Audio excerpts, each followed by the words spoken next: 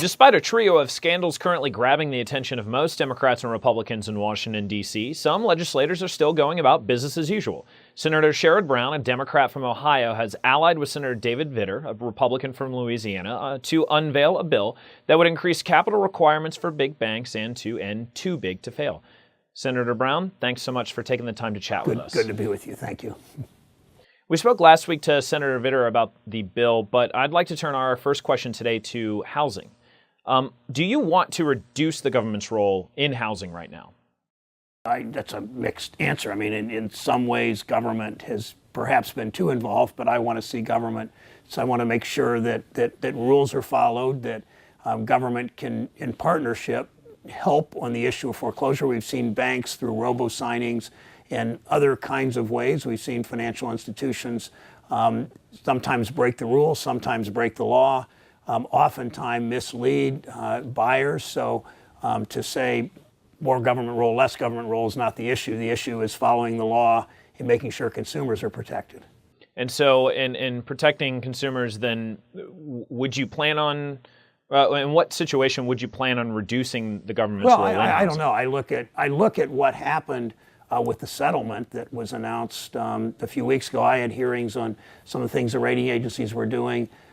Some of the farmed out, if you will, the outsourced role of a number of private businesses that the regulators did, that the OCC did, and there were some problems there. So this kind of public-private outsourcing that just really didn't work very well for taxpayers and didn't work very well for homeowners that got foreclosed on is a problem. So I'm just not going to answer, does it need to be a more or less government role? It needs to be a government role when it needs to be a government role in this.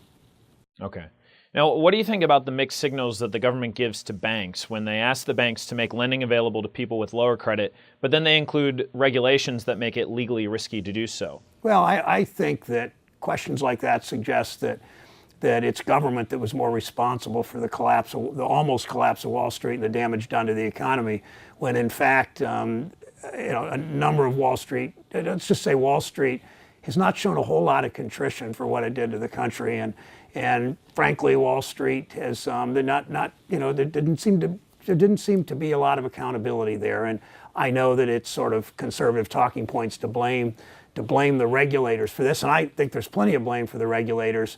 But I also think that it was overreach on Wall Street. It was lobbying of Wall Street, the way you're seeing them do it right now on Dodd-Frank, that tends to get us into these problems. You mentioned Dodd-Frank. This is a kind of good time to turn back to, specifically to the bill, some of the big parts of what you and Senator Vitter are proposing. And I'm wondering, would you be willing to bend on your risk weighting idea and include it in your bill? In other words, kind of looking back at Dodd-Frank. Well, I think risk weighting has a place, and it's clearly played too prominent a role that led into many of the problems we had in 2007, 8, and 9. There is a role for risk weighting in the Brown-Vitter legislation. It's a less direct role. It won't play a role every time the government looks at assets and looks at cash reserves and looks at capital requirements, because we've seen in too many cases, too many institutions gaming the risk weighting, or whether it was that or whether it was the regulators that misjudged, listening to the banks, misjudged on what the assets really were in risk weighting. I think going down the path we've gone before with risk weighting is asking for trouble. That's why Senator Vitter and I pulled back on it. Use it when necessary, but not allow banks to use it and the regulators to use it as a crutch, which in many ways they did, leading to some of these problems. How do you respond to critics who say that you and Senator Vitter's bill is far too simplistic? I think that these are the same people that said that Dodd-Frank was too long, too complicated, the rules are too complex. They are. But I think that, in a sense, here's what's happened. We all talk about too big to fail, but you look at these multi-trillion-dollar institutions. 2 banks in this country are over $2 trillion in assets. 6 banks are over $500 billion. They're not just too big to fail, they're too big to manage and too big to regulate and too complex to really understand, even by executives at these banks. And I think the simplicity of our bill is its strength in many ways, that we talk more directly about capital reserves. We talk more directly about Basel III. We talk more directly about the government safety net applying to traditional banking, not to the risk, not feeding into the underscoring and amplifying the risk taking in terms of derivatives and credit default swaps and other securities. So I think the simplicity of it in many ways, or the more than simple, is direct.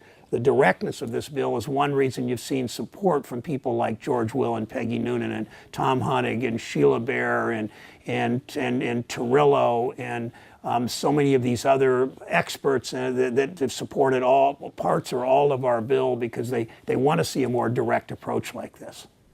Well, Senator Brown, thanks again so much for spending a few minutes to chat with us about this bill. Glad to do it. Thank you, Joe. Appreciate your work. I'm Joe Deaux, The Street.